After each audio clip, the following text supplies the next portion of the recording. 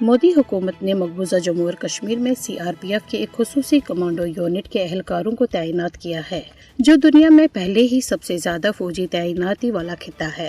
بھارت اہل کشمیر پر مزید ظلم و بربریت ڈھانے کے لیے مقبوضہ جموں اور کشمیر میں CRPF کے کوبرا کمانڈوز بھیج رہا ہے۔ بھارتی فوجیوں کی بھاری تعداد نے مقبوضہ جموں اور کشمیر کو اس کے رہائشیوں کے لیے ایک بڑی کھلی جیل میں تبدیل کیا ہے۔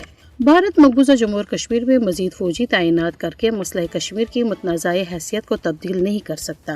انسانی حقوق کی عالمی تنظیمیں پہلے ہی مقبوضہ جموں اور کشمیر میں نسل کشی سے خبردار کر چکی ہے۔ مقبوضہ جموں اور کشمیر میں تعینات بھارتی فوجی 1989 سے لے کر اب تک قتل عام کے متعدد واقعات دہرا چکے ہیں۔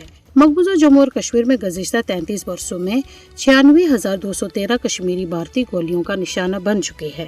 بھارتی فوجی اور ہندوتوا دہشت گرد 6 نومبر 1947 میں جموں میں تقریباً 25 لاکھ سے زائد مسلمانوں کی نسل کشی کر چکے ہیں۔ مودی حکومت کشمیری عوام کی نسل کشی کر کے مقبوضہ جموں اور کشمیر میں آبادیاتی تناسب کو تبدیل کرنے کی کوشش کر رہی ہے، جس کے لیے 5 اگست 2019 میں مقبوضہ جموں اور کشمیر کی خصوصی حیثیت منسوخ اور یہاں نت نئے قوانین متعارف کرائے گئے ہیں، جن میں تقریباً 45 لاکھ غیر ریاستی باشندوں کو ڈومسائل فراہم، کشمیری عوام کی جائیداد و املاک پر قبضہ اور رہائشی مکانات کو مسمار کیا جا رہا ہے۔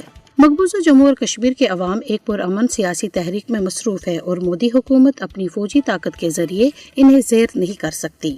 مودی حکومت مقبوضہ جموں اور کشمیر میں مزید فوجی تعینات کر کے تنازع کشمیر سے چھٹکارا حاصل نہیں کر سکتی، کیونکہ مسئلہ کشمیر اقوام متحدہ کی قراردادوں کے مطابق ایک متنازع مسئلہ اور کشمیری عوام کو اپنے مستقبل کا فیصلہ کرنے کا حق دیا جا چکا ہے، جس پر عمل درآمد ہونا ابھی باقی ہے۔ جنوبی ایشیائی خطے میں پائیدار امن و استحکام تنازع کشمیر کے پرامن حل میں مضمر ہے۔